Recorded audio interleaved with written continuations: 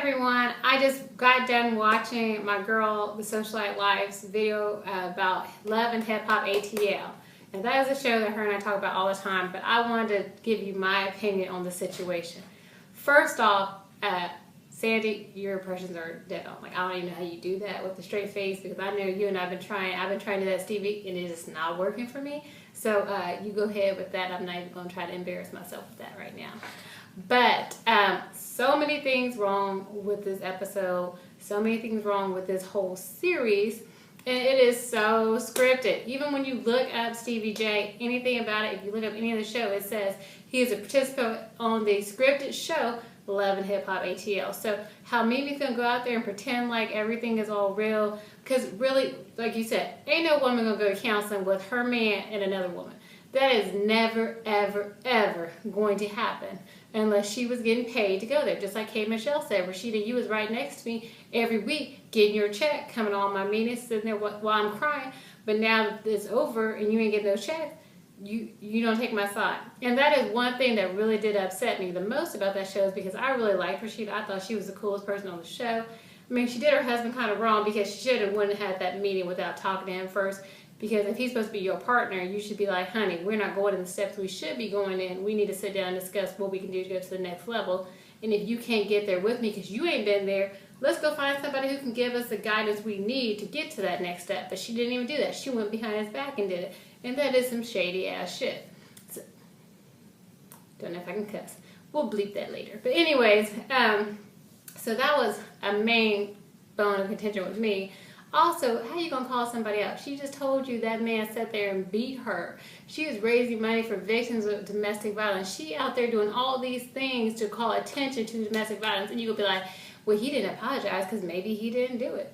Why would you even get in the middle of that? Like, unless you was trying to get some headlines, if you were trying to get in the news, you was trying to get somebody to talk more about you because the story wasn't focusing the way you wanted it to do.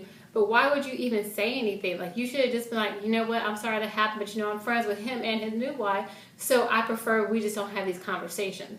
That's the way you handle it. You don't tell somebody who says they have been abused and beat up on that whatever they're telling you is not true. Like, that's not your place to say nothing.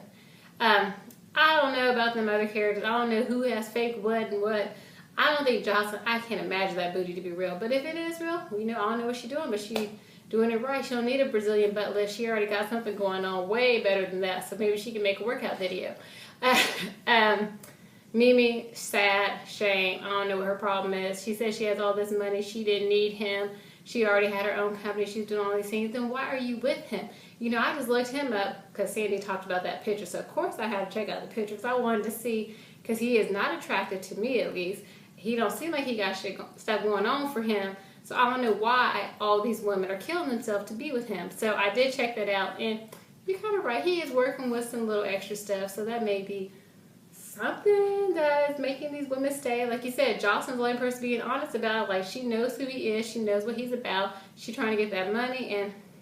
And that's what she's going to do. So, but Mimi, I'm excited about next week because I want to see how Shay is going to interact with Erica and Scrappy, because you know her from Flavor of Love and all that in Charm School. So it's going to be interesting to see kind of what the dynamics are there, because I can't imagine Erica saw this and saw all the interaction between him and her and didn't have anything to say about it. I mean, I like Erica. She's probably my favorite character on the show.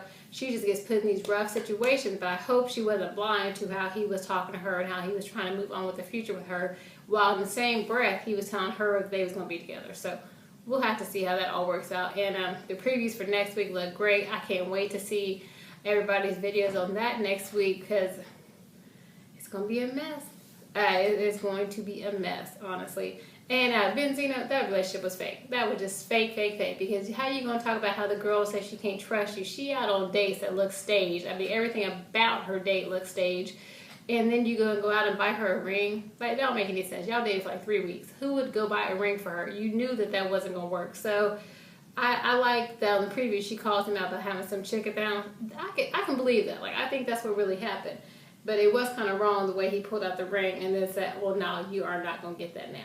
But it was all staged. It's all fake. Whatever. None of that's real. So we'll have to see what happens next week. Anyways, that's just my input on Love and Hip Hop reunion #1. This is my first video about something like this, but I just think that it's a whole bunch of foolishness. It's a whole bunch of silliness. It's so scripted. The only parts that may be real are the hurt feelings and the emotions. But other than that, next week will be good. It's gonna be some, it's gonna be some fighting. It's gonna be some crying. It's gonna be some trash talking. So we'll have to see what happens next week. Anyways, thanks for checking out my video response.